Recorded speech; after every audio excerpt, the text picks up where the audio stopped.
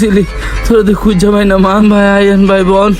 আচ্ছা ফারুক মিয়া, তোমার মেয়ের আমি হাতি দিলতে নিয়ে এলাম, দেখলাম ফুল বেচতেছে, আর তুমি এই মেয়েটারে কত ভালো করছো, এখন অব্দি তার স্কুলে পর্যন্ত ভর্তি করা নাই, আর এই ফুল বিক্রি করে তোমার চিকিৎসা চালাইতেছে সে, আর তুমি এই মেয়ের প্রতি কোনো আদর যত্ন করো নাই, শুধুই অবহেলা করছো। ও ভাই আসলে মায়ের মানুষ জুলুম করছি ভাই। যাক ভাই আপনার আমি কথা দিলাম, আমি একটু সুস্থ হলে মায়ের স্কুলে ভর্তি করে দেবো ভাই। মায়ের উপর আসলে আমি জুলুম করছি।